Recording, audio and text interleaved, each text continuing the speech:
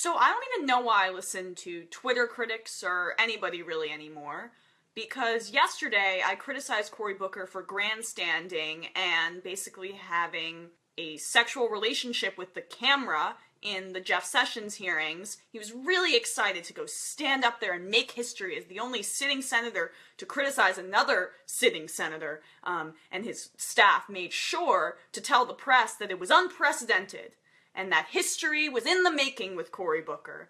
He's gonna stick it to the Republicans. He's gonna stand up for working people, except when he doesn't, and he doesn't back it up with actual legislation and actual votes. So here's what happened late last night at 11. Bernie Sanders and Senator Klobuchar, someone who actually endorsed Hillary Clinton, she's on the more conservative side, but whatever, they co-sponsored this amendment to establish a deficit-neutral reserve fund relating to lower prescription drug prices for Americans by importing drugs directly from Canada. Bernie Sanders has talked extensively about how Canadian drug prices right over the border are like 20 times lower, and in the United States we just hike them up. And he's taken people over the border to Canada, cancer patients over the border to Canada, to get the prescription drugs that they need to save their lives. Cory Booker doesn't really seem interested in saving their other people's lives, I guess. He would rather stand up to the camera and say, wag his finger at Jeff Sessions, a nomination that he knows is going to get through.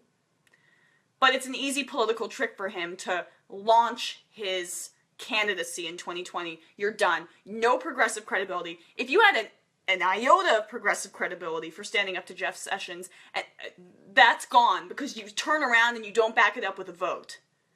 So listen to the people that voted for this, and then listen to who didn't. Susan Collins, who's a Republican from Maine, voted for this. I'm going to save the best Republican for last. ChuckGrassley, Republican. Mike Lee, who, by the way, was against Flint relief. John McCain of Arizona. Rand Paul. Ted Cruz voted for this. That's when things are topsy-turvy in the Democratic Party. Kirsten Gillibrand, very conservative Democrat, voted with Bernie Sanders on this. Kamala Harris, who's floated as being a Democratic nominee in 2020 from California. Maggie Hassan voted on this, of New Hampshire. Tim Kaine. Claire McCaskill, extremely conservative Democrat. Bernie Sanders obviously co-sponsored it. Chuck Schumer voted for this. And, of course, Elizabeth Warren. Cory Booker voted with Mitch McConnell in the nays. 46-52. 46-52. Another, and by the way, Menendez, the other New Jersey senator, also voted for this because New Jersey has a massive big pharma lobby. Johnson & Johnson headquarters is in New Brunswick. I pass by it all the time. Big pharma lobby in New Jersey. And Cory Booker and Menendez decided to go with the money. The other Democrat, just to give you a sense of how conservative Cory Booker is, Heidi Heitkamp, the pro-Dakota Access Pipeline Democrat from North Dakota, voted against this. So that's the company that Cory Booker is in. But he loves to stand up there when the cameras are on and say, I'm against you, Jeff Sessions. You're a racist, but I'm not going to support any policies that actually help black people. I'm only there for the cameras. I'm only there for the glitz and the glam and to go on Morning Joe every day. Although Joe Scarborough, to his credit, said that he was just an opportunist today. So, good on Joe Scarborough. God, you're done, Cory Booker. He is more conservative than President Obama. In 2012, he called President Obama's calling for stricter regulations on private equity nauseating.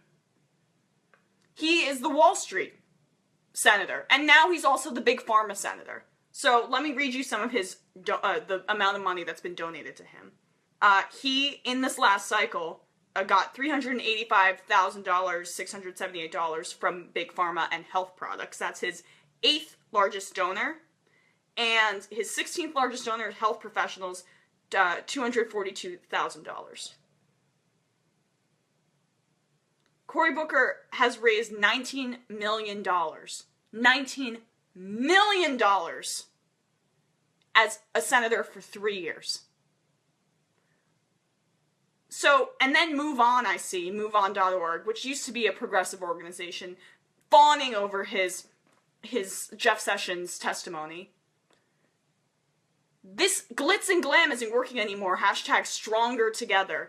Back it up with legislation, Cory Booker. I mean, I was just livid when I saw this vote. It could have passed. It had bipartisan support.